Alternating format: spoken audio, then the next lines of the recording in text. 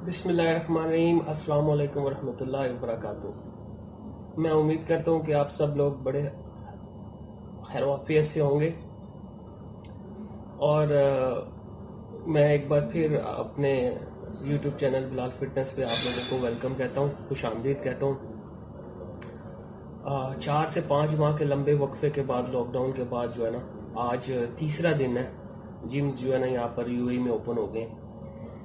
तो आज जो मैं जिस टॉपिक को सिलेक्ट किया है वो है स्ट्रेचिंग।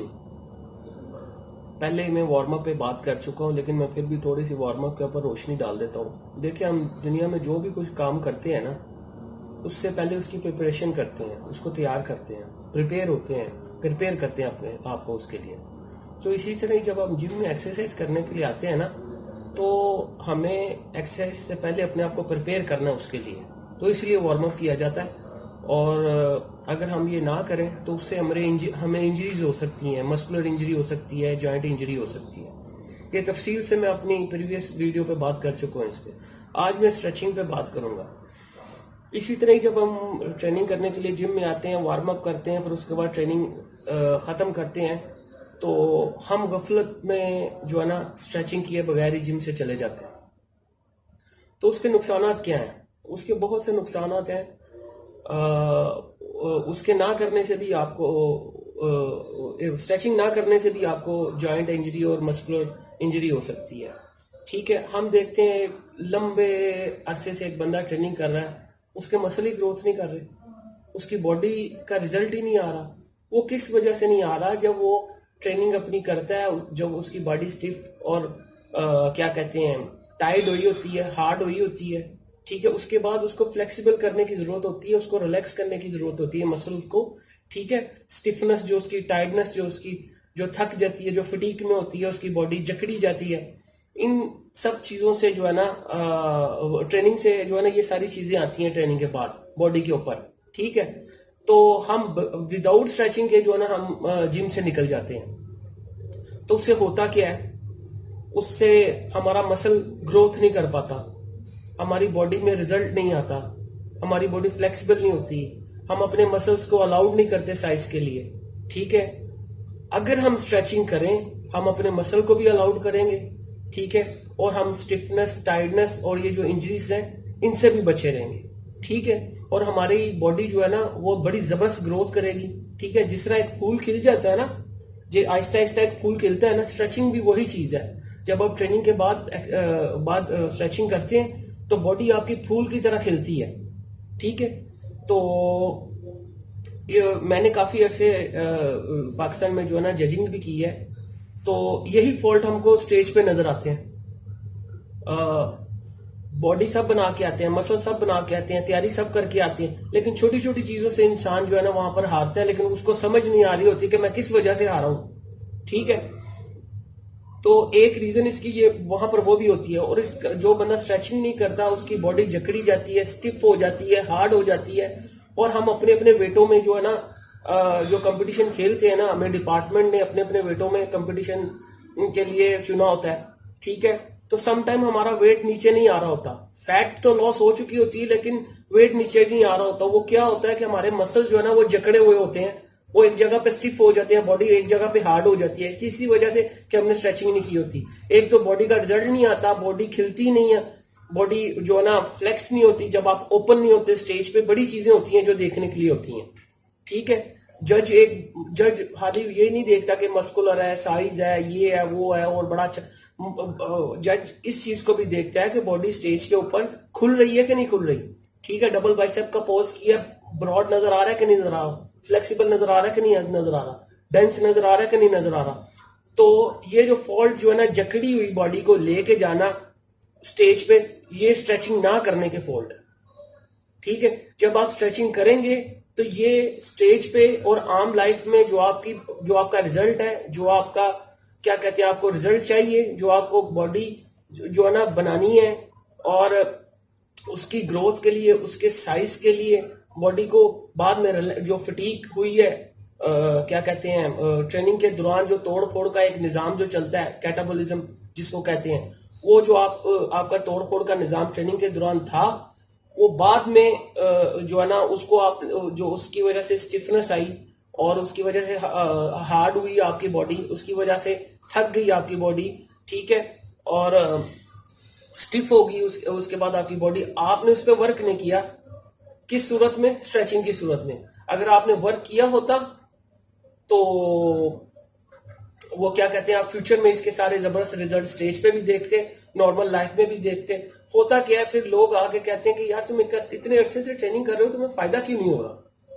ठीक है, तुम वहीं पर जकड़े हुए हो, तुम वहीं पर हो, तुम खुल नहीं रहे, तुम्हारी बॉडी खुल नहीं रही, तुम्हारी बॉडी ग्रोथ नहीं कर रही, साइज नहीं हो रहा, कोई रिजल्ट नहीं आ रहा, क्या है, क्या वजह है? तो ये सारी चीजें हमें जिम में रह के जो है ना लोगों से फिर सुननी पड़ती हैं। एक अरसा जब हम जिम में ट्रेनिंग करते हैं या प्रोफेशनल मुकाबले के लिए जाते हैं या अपनी बॉडी को इम्प्रूव करने के लिए जिम में जब आते हैं ना, तो ये छोटी छोटी खुदारा बातें हैं।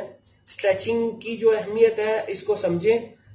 आज मैंने ये जो स्ट्रेचिंग की इम्पोर्टेंस के बारे में बात की है, खुदारा जब आप जिम में ट्रेनिंग करने के लिए आए, प्लीज, मैं बच्चों से भी बात कर रहा हूँ, अपने दोस्तों से भी बात कर रहा हूँ, सबसे बात कर रहा हूँ कि ट्रेनिंग से पहले वार्म अप जरूर करें, ट्रेनिंग के बाद स्ट्रेचिंग जरूर करें। वार्म अप करने से भी आपको इंजरीज नहीं होगी मसल में और आप अपनी बॉडी प्रिपेयर कर लेंगे गेम करने के लिए। और स्ट्रेचिंग से भी, ट्रेनिंग के बाद जो स्ट्रेचिंग है उससे भी आपको इंजरीज, मस्कुलर इंजरी और जॉइंट इंजरी आपको नहीं होगी। और जो आपकी बॉडी की स्टिफनेस और टाइटनेस और जकड़ी हुई बॉडी है, ट्रेनिंग के बाद जो टाइट हो जाती है बॉडी, स्टिफ हो जाती है बॉडी, जब आप स्ट्रेचिंग करेंगे तो वो खुल जाएगी, तो आपके मसल्स अलाउड करेंगे साइज के लिए। ठीक है, स्ट्रेचिंग आपके मसल को अलाउड करेगी साइज के लिए और फ्लेक्सिबल होने के लिए। ठीक है, तो मैं उम्मीद करता हूं, मैं होप करता हूं आज की जो इंफॉर्मेटिव जो वीडियो है मेरी स्ट्रेचिंग के ऊपर आप लोग को बहुत पसंद आएगी। ठीक है, और मैं ये भी उम्मीद करता हूं कि आप इस पे अमल भी करेंगे, ट्रेनिंग के बाद स्ट्रेचिंग भी करेंगे, ट्रेनिंग से पहले वार्म अप भी जरूर करेंगे। ठीक है, इंशाल्लाह ताला इससे आपको बहुत रिजल्ट मिलेगा। और फिर बाद में इंशाल्लाह ताला आप कमेंट्स में मेरे से बात भी करेंगे जब आप कुछ ऐसा ट्रेनिंग करेंगे, साथ स्ट्रेचिंग भी करेंगे ट्रेनिंग के बाद और वार्म अप भी करेंगे ट्रेनिंग से पहले, तो आप खुद मुझे इंशाल्लाह ताला मैसेज करेंगे कि बिलाल सर आप जो है ना सही कह रहे थे। ठीक है, आप सही कह रहे थे, हमें इससे काफी रिजल्ट मिला है, हमें इससे काफी फायदा हुआ है। तो स्ट्रेचिंग और वार्म अप अपनी ट्रेनिंग का 100% इसको बना लें, असूल बना लें, अपनी ट्रेनिंग का 100% असूल बना लें। क्योंकि जब हम जिंदगी में कोई भी काम करते हैं ना तो उसके रूल्स एंड रेगुलेशन देखते हैं। तो प्लीज आप जब जिम में आते हैं ट्रेनिंग के रूल्स एंड रेगुलेशन भी देखें, उसमें रिस्पेक्ट भी आ जाती है, टीचर की अखलाक भी आ जाता है उसमें। आप जब जिम में आते हैं, जब आप वेट लगाते हैं उनको अपनी जगह पे रखना भी आ जाता है, लोगों से अच्छे तरीके से बात करना भी है, लोगों को जिम में रह के स्पोर्टिव होना, ये भी एक दूसरे को सपोर्ट करना, ये भी। तो ये सारे जिम और एक अच्छा प्लेयर और एक अच्छा बॉडी बनाने के जो है ना ये सब लवाजमात है।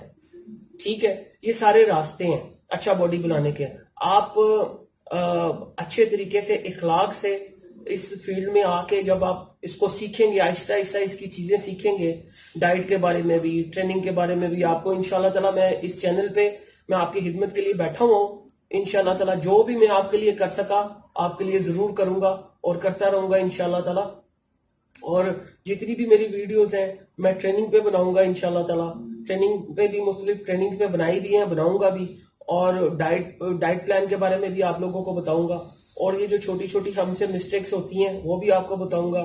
और फिर ये जो आपने कॉन्टेस्ट की प्रिपेयरिंग है उसके बारे में भी इंशाल्लाह ताला आपको बताऊंगा। जो भी मेरे पास अल्लाह ने मुझे नॉलेज दी है, क्या कहते हैं, अभी भी मैं तालिब इल्म हूँ, मुझे कुछ नहीं आता, अभी भी मैं तालिब इल्म हूँ, लेकिन जो ये मैंने 20-22 साल में सीखा है इंशाल्लाह ताला मेरी ख्वाहिश है कि मैं अपने, ये नहीं कि सिर्फ पाकिस्तान के बच्चों के लिए, दुनिया में कोई भी बच्चे जो है ना उनके लिए जो है ना मैं कुछ कर सकूं, मैं उनके कुछ काम आ सकूं। ये मेरी जो है ना एक जो है ना ख्वाहिश है।